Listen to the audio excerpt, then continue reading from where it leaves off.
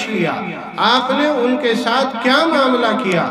میرے بھائی، پوری زندگی کی تاریخ میں پیارے آقا علیہ السلام کی زندگی کا کوئی واقعہ ایسا نہیں ملتا کہ جس نے آپ کو برا بھلا کہا، جس نے آپ کو گالی دی، جس نے آپ کو ستایا، جس نے آپ کو پتھر مارے، آپ نے جواب میں کسی کو گالی دی ہو، آپ نے جواب میں کسی کو پتھر مارے ہو، آپ نے جواب میں کسی کو برا بھلا کہا ہو، آقا نے اپنی پوری زندگی کبھی کسی سے انتقام نہیں لیا۔ ایک موقع پر حضرت موسیٰ علی نبینا علیہ السلام نے اللہ تعالیٰ سے یہ سوال کیا، یا اللہ، سب بندے دنیا میں آپ کے ہیں، سارے انسانوں کو آپ ہی نے پیدا فرمایا ہے، اس موقع پر جتنی انسانیت پیدا ہو چکی ان کو بھی اللہ ہی نے پیدا فرمایا، اور قیامت تک جتنے انسان آئیں گے ان کو بھی اللہ ہی پیدا فرمائیں گے، اور اللہ اپنے تمام بندوں کے ساتھ پیار بھرا معاملہ فرماتے ہیں۔ اللہ کے یہاں سارے انسان برابر ہیں، اللہ سب کے ساتھ شفقت کا معاملہ فرماتے ہیں۔ قرآن کہتا ہے ان اللہ بالناس لرؤوف الرحیم، اللہ تعالیٰ تمام انسانوں کے ساتھ مہربانی کا، پیار کا، شفقت کا معاملہ فرماتے ہیں۔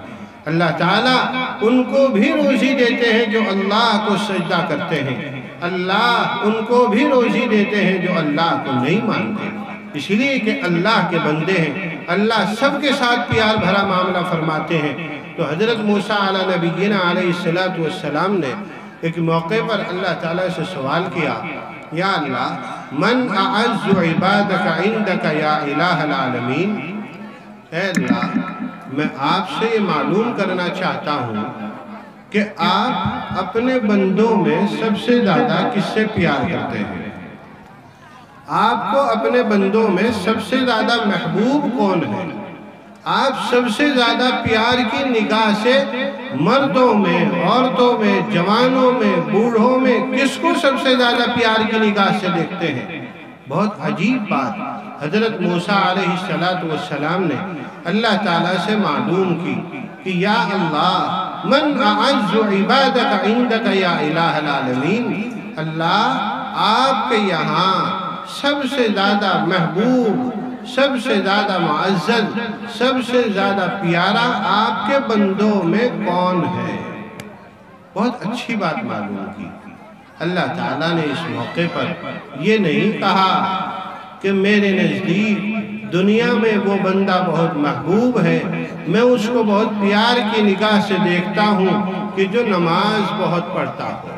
اللہ نے یہ نہیں کہا اس موقع پر، اگرچہ نماز پڑھنا بہت بڑی عبادت ہے، اور نماز اتنی اہم عبادت ہے کہ کل قیامت میں سب سے پہلے نماز ہی کے بارے میں سوال ہوگا، لیکن میرے بھائی، ان عبادات کا تذکرہ اس لیے نہیں کیا کہ ان کو ہر ایمان والا نیکی کا کام سمجھتا ہے، ثواب کا کام سمجھتا ہے۔ دیکھو، یاد رکھو اور سمجھو، کوئی ایمان والا اگرچہ نماز نہ پڑھتا ہو، لیکن اس کا یہ ایمان اور عقیدہ ہے کہ نماز پڑھنا ثواب کی چیز ہے۔ اگر کوئی ایمان والا روزہ نہیں رکھتا، لیکن اس کا یہ ایمان اور عقیدہ ہے کہ روزہ رکھنا ثواب کی چیز ہے۔ اگر کوئی ایمان والا قرآن نہیں پڑھتا، لیکن اس کا یہ ایمان اور عقیدہ ہے کہ قرآن کا پڑھنا ثواب کی چیز ہے۔ یہ وہ موٹی موٹی اور ظاہراً عبادت ہے کہ جن کو ہر ایمان والا ثواب کی چیز سمجھتا ہے، اسی لیے اللہ تعالیٰ نے اس موقع پر اس بات کا تذکرہ نہیں فرمایا کہ میں سب سے زیادہ پیار کی نگاہ سے اس شخص کو دیکھتا ہوں جو نماز پڑھتا ہو، جو حج کرتا ہو، جو روزہ رکھتا ہو، جو قرآن پڑھتا ہو، جو تسبیحات کی پابندی کرتا ہو۔ نہیں، اس موقع پر پیارے آقا رحمت دو عالم صلی اللہ تعالی علیہ وسلم نے اپنے صحابہ کے درمیان میں اس واقعے کو بیان فرمایا، اور آقا نے فرمایا کہ دیکھو، اللہ تعالیٰ نے حضرت موسیٰ کو جواب دیا کہ اے موسیٰ، میں اپنے بندوں میں سب سے زیادہ اس شخص سے پیار کرتا ہوں من قدر غفر، اس شخص سے پیار کرتا ہوں کہ جو طاقت رکھنے کے باوجود معاف کر دے۔ کس شخص کو اللہ تعالیٰ سب سے زیادہ پیار کی نگاہ سے دیکھتے ہیں؟ بتاؤ بھائی۔ جو طاقت رکھنے کے باوجود معاف کر دے، اللہ تعالیٰ اس بندے کو سب سے زیادہ پیار کی نگاہ سے دیکھتے ہیں۔ اب وہ انسان چاہے کہیں کا رہنے والا ہو، کسی مذہب کا ماننے والا ہو، جو شخص اس صفت کو اختیار کرے گا، اللہ اس کو دنیا میں محبت کی نظر سے دیکھیں گے۔ یہ الگ بات ہے کہ آخرت میں اس کا معاملہ اس کے ایمان کے تعلق سے ہوگا، لیکن دنیا میں اللہ تعالیٰ اس شخص کو پیار کی نگاہ سے دیکھتے ہیں کہ جو شخص طاقت رکھنے کے باوجود کسی کو معاف کر دے۔ کیا مطلب؟ میں نے خطبے میں ایک حدیث پاک پڑھی تھی جس میں آقا مدنی علیہ السلام نے ارشاد فرمایا، انا زعیم ببیت فی ربض الجنت لمن ترک المراء وان کان محقا۔ آقا علیہ السلام ارشاد فرماتے ہیں کہ میں ضمانت لیتا ہوں اس بات کی، میں گارنٹی دیتا ہوں اس بات کی کہ جو شخص حق پر ہونے کے باوجود لڑائی کو، جھگڑے کو چھوڑ دے، اللہ تعالیٰ اس کو جنت کے اطراف میں گھر عطا فرمائیں گے۔ کس کو جنت کے اطراف میں گھر ملے گا؟ جو نمازوں کی بہت پابندی کرتا ہے، جو قرآن بہت پڑھتا ہے، جو تسبیحات بہت پڑھتا ہے، ہاں اس کو بھی اللہ جنت عطا فرمائیں گے۔ لیکن میرے بھائی، صرف جنت میں جانے والے وہی کام نہیں ہیں، کچھ اور بھی کرنے کے کام ہیں جو جنت میں لے جانے والے ہیں، اور وہ یہ کہ آقا نے فرمایا کہ جو شخص حق پر ہونے کے باوجود، دو بھائیوں کی لڑائی ہو گئی، دو پڑوسیوں کی لڑائی ہو گئی، دو خاندانوں کی لڑائی ہو گئی، یہ بات صحیح ہے کہ ایک سچ پر ہے اور ایک جھوٹ پر ہے، لیکن اگر آقا فرماتے ہیں کہ جو شخص سچ پر ہے، حق پر ہے، اس کی بات صحیح ہے، لیکن وہ صحیح ہونے کے باوجود اگر سامنے والے کو معاف کر دے تو اللہ تعالیٰ اس کو جنت کے اطراف میں گھر عطا فرماتے ہیں۔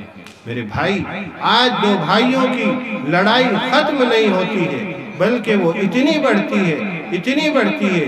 دو خاندانوں کی لڑائی، دو پڑوسیوں کی لڑائی، وہ جھگڑا اتنا بڑھتا ہے کہ گھر سے لے کر دروازے تک، دروازے سے لے کر روڈ تک، روڈ سے لے کر محلے کی چوپال تک، اور پھر محلے کی چوپال سے آگے وہ تھانے اور کورٹ کچہریوں تک پہنچ جاتا ہے۔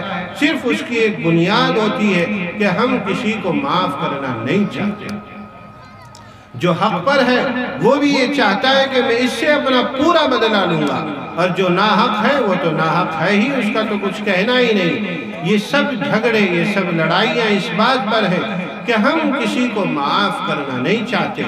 ہماری ناک نیچی ہو جائے گی، سماج ہمیں کیا کہے گا، رشتہ دار ہمیں کیا کہیں گے، دوست احباب ہمیں کیا کہیں گے، گھر کے بڑے چھوٹے کیا کہیں گے کہ چودھری صاحب ایک چھوٹے سے غریب آدمی سے ڈر گئے اور جھگڑے میں پیچھے ہو گئے، تمہیں تو اسے چھٹی کا دودھ یاد دلا دینا تھا، تمہیں تو اس سے پورا بدلہ لینا تھا، تمہارے پاس تو طاقت تھی، قوت تھی، اسباب تھے، تمہارے پاس عہدہ تھا۔ میرے بھائی، ہاں، پیارے آقا علیہ السلام نے فرمایا کہ تمہارے پاس طاقت ہے، قوت ہے، پیسہ ہے، اسباب ہیں، عہدے ہیں، تم اپنے سامنے والے کو ہر طرح سے ستا سکتے ہو، بدلہ لے سکتے ہو، لیکن اس ساری طاقت کے باوجود تم اسے اگر معاف کر دو تو اللہ تعالیٰ تمہیں جنت کے درمیان میں گھر عطا فرمائیں گے۔ یہ بات صحیح ہے کہ اگر کوئی کسی کو ستائے، کوئی کسی کو گالی دے، کوئی کسی کو پریشان کرے، تو قرآن کہتا ہے فَإِنْ عَاقَبْتُمْ فَعَاقِبُوا بِمِثْلِ مَا عُوقِبْتُمْ بِهِ وَلَئِنْ صَبَرْتُمْ لَهُوَ خَيْرٌ لِلصَّابِرِينَ۔ قرآن نے انسانیت کی رہنمائی کی کہ اگر کوئی تمہیں ستائے، کوئی تمہیں گالی دے، کوئی تمہیں پتھر مارے، کوئی تمہیں برا بھلا کہے، ٹھیک ہے، تمہارا حق ہے، تم اس سے اپنا بدلہ لے سکتے ہو، لیکن یاد رکھو جتنا تمہیں ستایا اتنا ہی تم بدلہ لے سکتے ہو۔ اگر تم نے بدلہ لینے میں زیادتی کر دی ذرہ برابر بھی، تو پہلے تو اللہ کی نظر میں تم مظلوم تھے، وہ ظالم تھا۔ پہلے اللہ کی نظر میں تم مظلوم تھے، کیا مطلب؟ کہ پہلے مظلوم کے ساتھ اللہ کی مدد شامل حال ہوتی ہے۔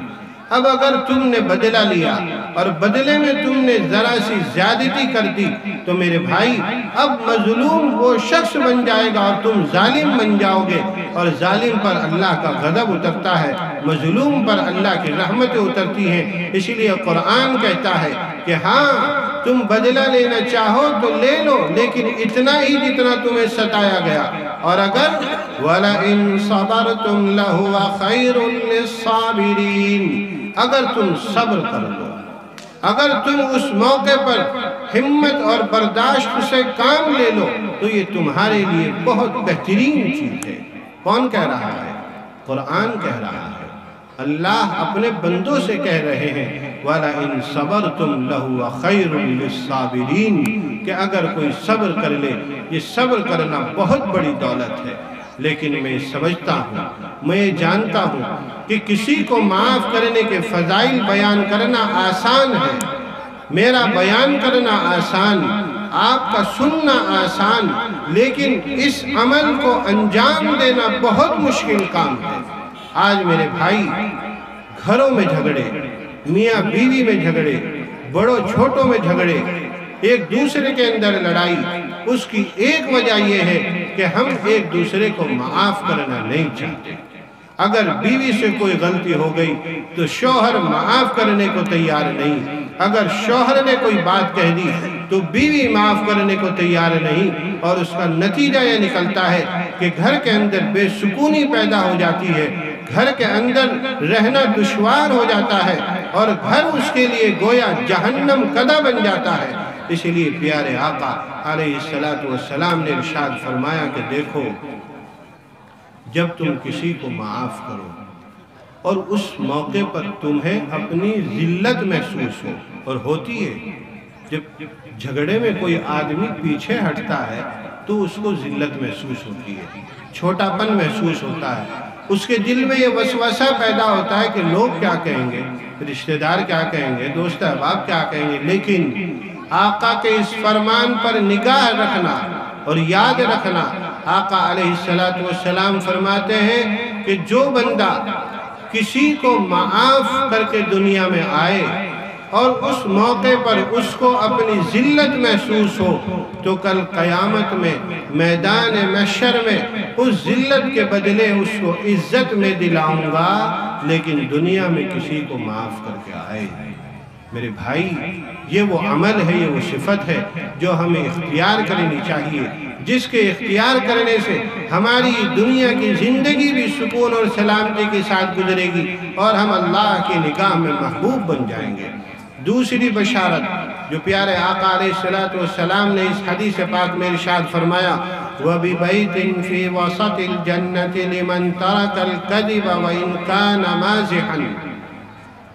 پیارے آقا علیہ السلام نے ارشاد فرمایا کہ دیکھو، جنت میں لے جانے والے کام صرف نماز پڑھنا نہیں ہے، جنت میں لے جانے والے کام صرف روزہ رکھنا، حج کرنا، عمرہ کرنا، تسبیحات کی پابندی کرنا، قرآن کا پڑھنا، صرف یہی کام نہیں ہے، اور بھی کام ہے کرنے کے کہ جن کے کرنے پر اللہ جنت عطا فرماتے ہیں۔ چنانچہ آقا مدنی علیہ السلام نے ارشاد فرمایا کہ اللہ تعالیٰ سے میں جنت کے درمیان میں ایک گھر دلانے کی ذمہ داری لیتا ہوں اس شخص کے لیے کہ جو مذاق میں بھی جھوٹ بولنا چھوڑ دے۔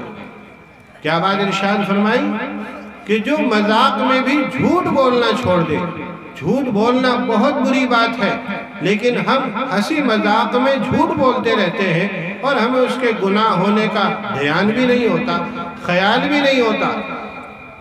اور اب تو ایسی عادت بن گئی جھوٹ بولنے کی، 5 سال کے بچے سے بات کرو وہ جھوٹ بولتا ہوا نہیں گھبراتا، کسی 10 سال کے بچے سے بات کرو وہ جھوٹ بولتا ہوا نہیں گھبراتا، کسی جوان سے بات کرو وہ نہیں گھبراتا، کسی بوڑھے سے بات کرو جھوٹ بولتے ہوئے وہ نہیں گھبراتا، اس لیے کہ جھوٹ بولنے کو ہم گناہ ہی نہیں سمجھتے ہیں، جبکہ قرآن کہتا ہے، اللہ کا پاک کلام کہتا ہے فَنَجْعَلْ لَعْنَةَ اللَّهِ عَلَى الْكَاذِبِينَ۔ قرآن کہتا ہے کہ جو لوگ جھوٹ بولتے ہیں اور جھوٹ کو اپنی عادت بنا لیتے ہیں، اللہ کی جھوٹ بولنے والوں پر لعنت برستی ہے، اللہ کی طرف سے ان پر رحمتیں نہیں اترتی۔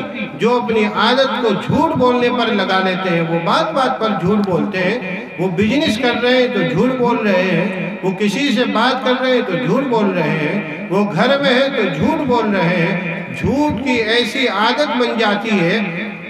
حدیث پاک میں آتا ہے کہ جو شخص جھوٹ بولنے کی عادت ڈال لیتا ہے اور بات بات پر جھوٹ بولتا ہے، آج ہماری ایک عادت بن گئی، ابھی ہمیں کسی نے ٹیلی فون کیا کہ آپ کہاں ہیں، تو اگرچہ ابھی ہم تیار بھی نہیں ہیں، ابھی گھر ہی میں بیٹھے ہیں اور کہتے ہیں کہ بس فلاں جگہ روڈ پر پہنچ گیا اور بس 10 منٹ میں آپ کے پاس آ رہا ہوں۔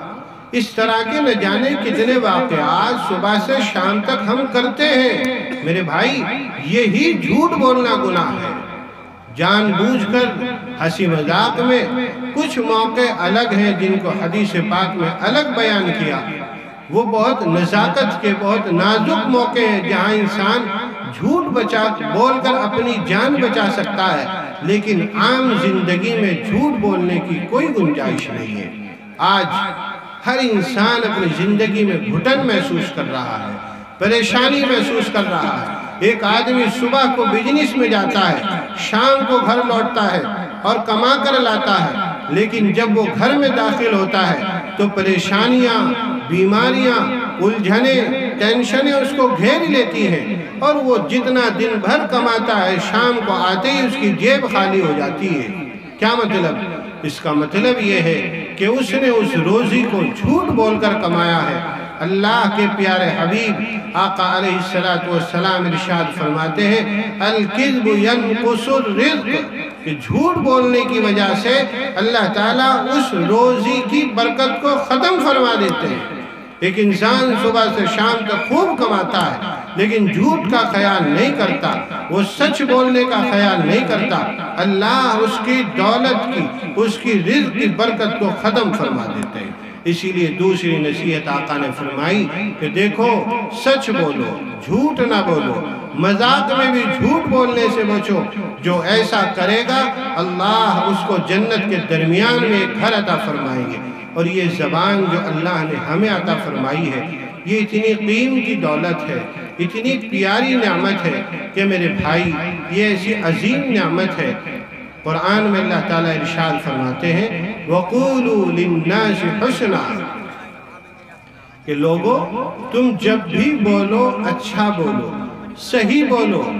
تم جب بھی بولو، تم چاہے کسی سے بھی بات کرو، تم چاہے اپنے پڑوسی سے بات کرو، تم چاہے کسی ایمان والے سے بات کرو، تم چاہے کسی غیر ایمان والے سے بات کرو، تم جس سے بھی بات کرو وَقُولُوا لِلنَّاسِ حُسْنًا، جب بھی کسی سے بات کرو تو اچھا بولو، زبان کا صحیح استعمال کرو، پیار سے پیش آؤ۔ لیکن میرے بھائی بہت افسوس کے ساتھ اس بات کو کہنا پڑتا ہے کہ جس ماں کی گود میں یہ انسان زبان بولنا سیکھتا ہے، جس ماں کی گود میں یہ انسان طاقت و قوت اور پروان چڑھتا ہے، سب سے پہلے اگر یہ اپنی زبان کا غلط استعمال کرتا ہے تو انہی ماں باپ کی شان میں غلط استعمال کرتا ہے۔ آج ہمارے سماج اور معاشرے کا یہ رونا ہے کہ ہمارے بوڑھے ماں باپ اپنی اولاد کی نافرمانیوں سے اتنا پریشان ہیں کہ میرے بھائی وہ بڑھاپے کے عالم میں علماء کے پاس جاتے ہیں، بزرگوں کے در پہ جاتے ہیں اور کہتے ہیں کہ حضرت مجھے کوئی دعا بتا دیجئے، کوئی تعویذ دے دیجئے، کوئی وظیفہ بتا دیجئے کہ میری اولاد میری فرما بردار بن جائے۔ میرے بھائی جبکہ ہونا تو یہ چاہیے تھا۔ قرآن کہتا ہے وَقَضَىٰ رَبُّكَ أَلَّا تَعْبُدُوا إِلَّا إِيَّاهُ وَبِالْوَالِدَيْنِ إِحْسَانًا، اس آیت کریمہ میں اللہ تعالیٰ نے خود ماں باپ کے حقوق کو بیان فرمایا۔ سب سے پہلے یہ بات ارشاد فرمائی کہ دیکھو اے لوگو، اس روئے زمین پر اگر کسی کی عبادت اور پرستش ہوگی تو وہ اللہ کی ہوگی، اور اس کے فوراً بعد اللہ نے فرمایا وَبِالْوَالِدَيْنِ إِحْسَانًا، یعنی مجھے پکارنے کے بعد، میری عبادت کرنے کے بعد، اگر میرے بعد اس زمین پر کوئی اچھے اخلاق کا حقدار ہے، جس کے ساتھ تم پیار کا معاملہ کرو، جس کے ساتھ تم نرمی سے پیش آؤ، تو میرے بعد وہ تمہارے ماں باپ ہیں، تم ان کے ساتھ اچھائی کا سلوک کرو، پیار کا برتاؤ کرو، ان کے ساتھ سختی کا برتاؤ نہ کرو۔ قرآن کہتا ہے ان کے بارے میں ہلکا سا لفظ اف بھی مت کہو، ناراضگی کا کوئی اظہار مت کرو، اور جب وہ بڑھاپے کو پہنچ جائیں تو ان کے لیے ایسے جھک جاؤ کہ ان کو بڑھاپے میں کبھی یہ محسوس نہ ہو کہ آج ہماری اولاد ہمارے سامنے بولنے لگی ہے، ہمارے سامنے زبان دراز کرنے لگی ہے۔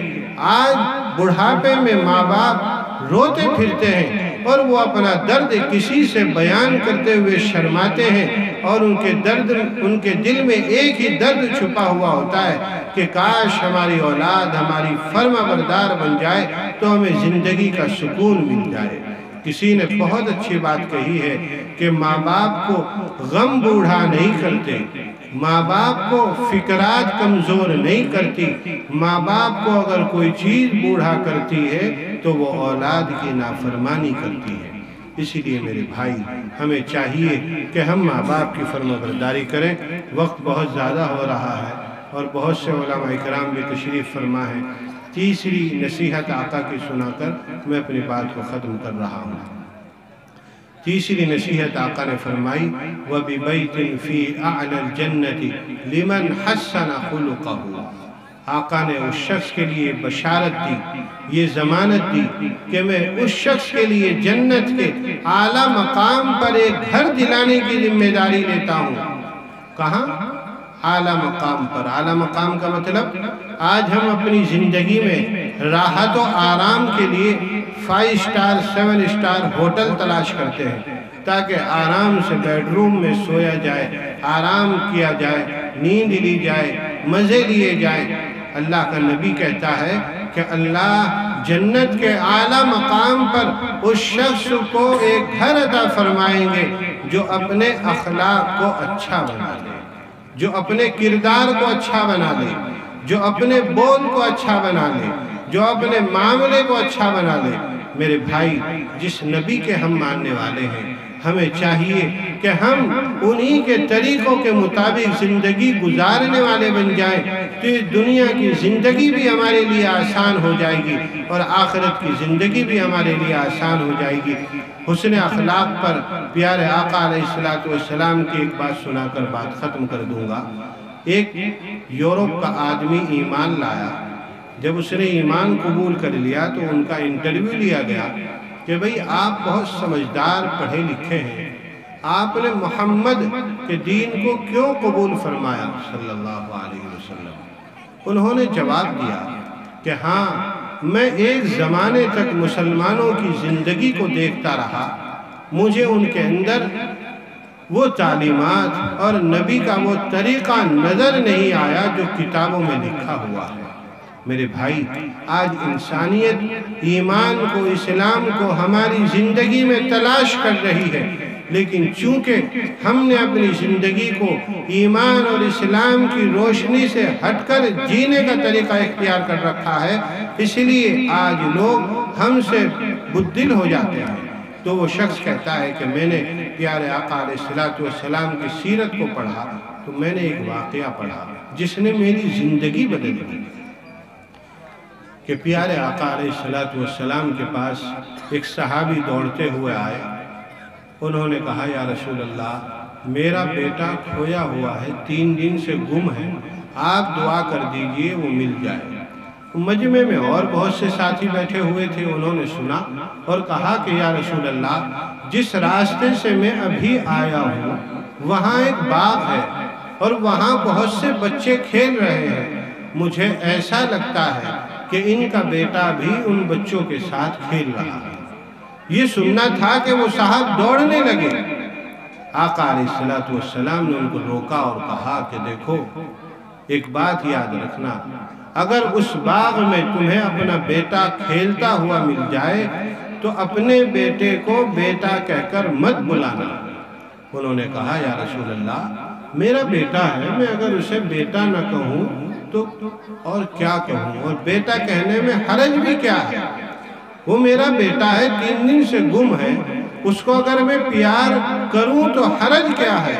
پیارے آقا علیہ السلام نے ارشاد فرمایا کہ ہاں وہ تمہارا بیٹا ہے، وہ کھویا ہوا ہے اور تمہیں تکلیف ہے، تم اسے خوشی میں پیار ہی کرو گے، لیکن ایک بات یاد رکھنا کہ جس باغ میں وہ کھیل رہا ہے، ہو سکتا ہے ان بچوں میں کوئی بچہ یتیم ہو، اور اس یتیم کے سامنے تم اپنے بیٹے کو بیٹا کہہ کر بلاؤ گے تو اس یتیم کا دل ٹوٹ جائے۔ نعرہ تکبیر، نعرہ تکبیر، جناب حضرت مولانا سہراب صاحب۔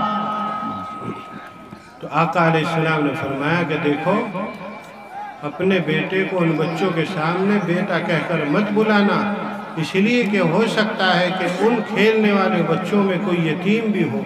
اگر اس یتیم کے سامنے تم اپنے بیٹے کو بیٹا کہو گے تو اس یتیم کا دل ٹوٹ جائے گا۔ میرے بھائی، ہم اس نبی کے امتی ہیں کہ جن کی تعلیمات میں ایک یتیم بچے کے دل ٹوٹنے کی بھی لاج رکھی جاتی ہے۔ ہمیں چاہیے کہ ہم پیارے آقا علیہ السلام کے نقش قدم پر چل کر زندگی گزاریں۔ اللہ تعالی ہم سبوں کو عمل کی توفیق عطا فرمائے۔ یا الہی تو ہمیں عامل قرآن کر دے، آمین کہو۔ یا الہی تو ہمیں عامل قرآن کر دے، پھر نئے سرے سے مسلمان کو مسلمان کر دے، وہ پیغمبر جس کو سرتاج رسول کہتے ہیں۔ یا اللہ تو اس کی امت کو عامل قرآن کر دے، آمین وآخر دعوانا الحمدللہ رب العالمین۔